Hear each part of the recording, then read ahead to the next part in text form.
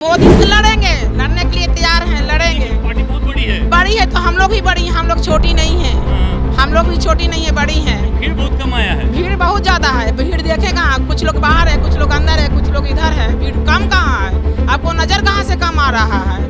हर घर घर में झंडा हाथी छाप के होगा। बहन जी में आवती प्रधानमंत्री, मुख्यमंत्री छोड़ के प्रधानमंत्री बनेगी। दिल्ली के लाल किला में हाथी छाप का झंडा वाले लोग हैं। बिल्कुल काहे ना नारा लगा रहे हैं? एकदम वो बहुजन समाज पार्टी जिंदाबाद, ताकत नहीं है। एकदम ताकत है। बहुजन पार्टी जिंदाबाद। अरे 75 साल से इसी लोग का शासन है। बीजेपी भगाओ, कांग्रेस लाओ, बीजेपी भगाओ, कांग्रेस लाओ। ये क्या चल रहा सिस्टम है? एक बड़ा परिवर्तन होना चाहिए। सत्ता परिवर्तन के साथ साथ सामाजिक परिवर्तन होना चाहिए। इन लोग आज तक ऐसा नहीं किया है। इन लोग केवल और केवल इस देश में शासन करना है, दबे कुचले शोषित वंचितों का शोषण करना। रावण खिलौना है। रावण मनोरंजन बैंक बच्चों का मनोरंजन बैंक वाला पहले जमाने का पैसा आता था ना, नकली पैसा। आप समझते हैं? हम लोग बचपन में नकली पैसा से खेलते थे। उस पे लिखा होता था मनोरंजन बैंक, बचपन बैंक, बच्चों का बैंक। और हम लोग समझते थे कि वो ओरिजिनल है, लेकिन जब सियाना हुए तो पता चला कि नहीं, ये तो नकली पैसा है। रावण तो 2 सीट के लिए मेन मीडिया के सामने आकर के अखिलेश यादव के सामने गिड़गिड़ा करके रो रहा था। आपने देखा बहन जी को? कभी भी पूरे भारत की वो एक नायिका है, वो जो शासन करने का ढंग होता है, जो सिस्टम होता है। अगर आज जो भी पार्टी है भारत में, वो बहन जी को देखे। बिल्कुल जितना ही है, और चाहे जो है A to Z राष्ट्रीय पार्टी है मेरा, ये बहुजन समाज पार्टी।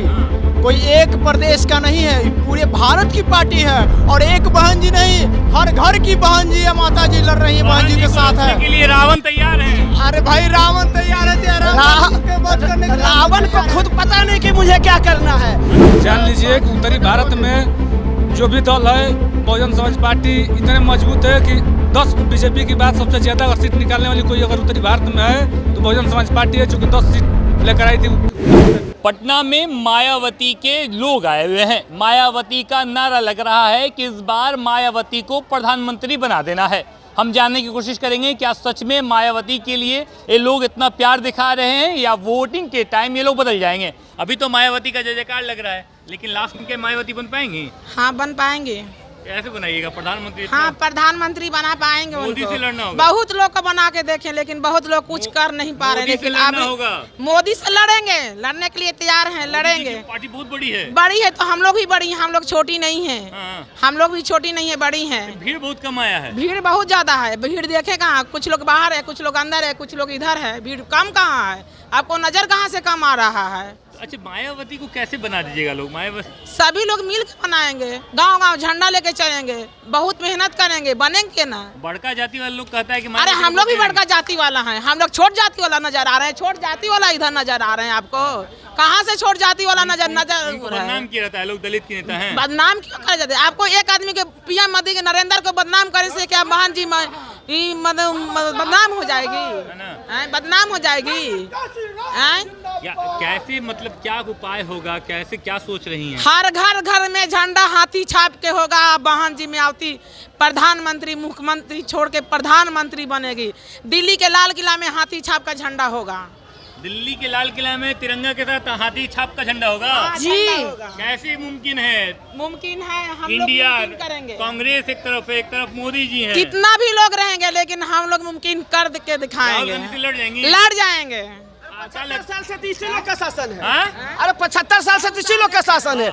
बीजेपी भगाओ, कांग्रेस लाओ, बीजेपी भगाओ, कांग्रेस लाओ। ये क्या चल रहा सिस्टम है?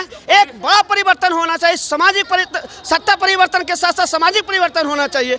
इन लोग आज तक ऐसा नहीं किया है। इन लोग केवल और केवल इस देश में शासन करना है, दबे कुचले शोषित वंचितों का शोषण करना। बहन जी आ रही है 24 में, बहन जी आ रही है।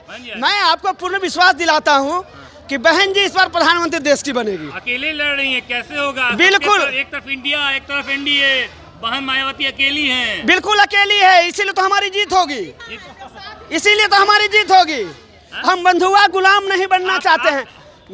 बहन जी का ये थिंक है कि अगर मैं प्रधानमंत्री बनूं तो मेरे पीछे कोई चलाने वाला नहीं हो। क्योंकि आपने 4 बार जो मुख्यमंत्री बनी उत्तर प्रदेश की बहन जी, उनका शासनकाल पूरे भारतवर्ष के लोगों ने देखा।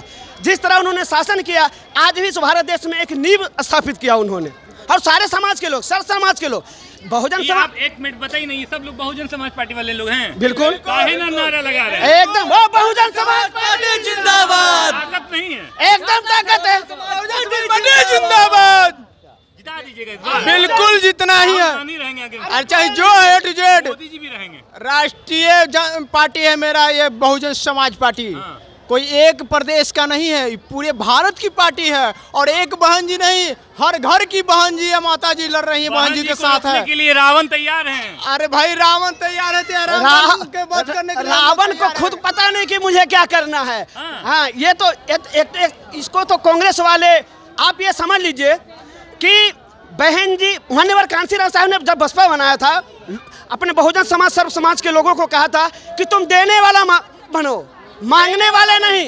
रावण तो 2 सीट के लिए मेन मीडिया के सामने आकर के अखिलेश यादव के सामने गिड़गिड़ा करके रो रहा था। आपने देखा बहन जी को कभी भी?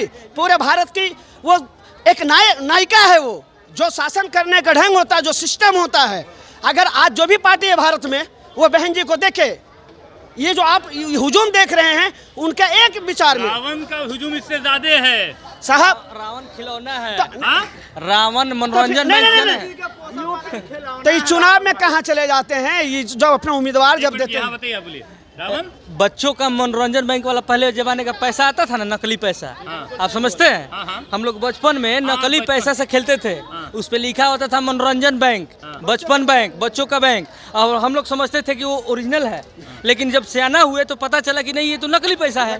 तो ऐसे ही जो चंद्रशेखर है, वो मनोरंजन का बैंक है। अभी भीम आर्मी वालों को पता नहीं, जब सियाना होगा ना, वो लोग जो उसका जो सपोर्टर है, जो साथ में जय भीम करके चिल्लाता है, जब सियाना होगा ना, तब वो लोग को पता चलेगा कि साला हम भटक गए हैं, हम दूसरे जगह गुमराह हो रहे हैं, अपना ज़िंदगी बर्बाद कर रहे हैं। कितने पे FIR हो गया, कितना लोग शहीद हो गया, कितने लोग निसंतान हो गई। आप उसके बारे में बात करते हैं। वो अपने बारे में कहते हैं रावण जी कि हम ही सबसे बड़े लीडर हैं। नोट कहने के लिए तो सब बस कोई कहता है। नहीं, देखिए, ये चंद्रशेखर आजाद से मेरा कोई कंपैरिजन नहीं है, बसपा का कोई कंपैरिजन मेरा। अगर आप नहीं है क्या आपके? नहीं, देखिए, ये हम नहीं कहते हैं, ये नहीं कहते हैं। आप ये समझ लीजिए ना, एक वो क्षेत्रीय पार्टी भी अभी वो चंद्रशेखर नहीं बना पाए हैं। मैं उनको लाइक अनलाइक ऐसा मैं नहीं बोल सकता। मेरी तो टक्कर इस देश के वो व्यवस्था से है, जो बरसों से, मनुवादी व्यवस्था से, जो बरसों से हमें ये जुल्म अत्याचार कर रहा है हम लोगों पर। इस व्यवस्था को परिवर्तन करना है। मनुस्मृति के मानने वाले हैं लोग नहीं, ये अम्बेडकरवादी को मानने वाले, भारतीय संविधान को मानने वाले लोग हैं। तो भारतीय संविधान तो बदलने वाला है। ये दुर्भाग्य भारत की। नरेंद्र मोदी के नहीं, ये बोल दिए हैं कि संविधान को बदल देना बिल्कुल बेहतर है। बहुत अच्छा। ये दुर्भाग्य भारत की है, खासकर जिस धरती पर आप बोल रहे हैं। यहीं से चिराग पासवान है, यहीं से चिराग पासवान है, यहीं से जीतन राम मांझी है ना। आज किसको सपोर्ट कर रहा है? उन्हीं मनुवादियों का सपोर्ट कर रहा है जो भारतीय संविधान को बदलने की बात करती है। अब ये अब तो जी, जो संविधान बदलने की बात कर रहा है, एक बहन जी, माननीय बहन जी है, जो उनको अपने ट्विटर हैंडल के माध्यम से इसका विरोध किया है।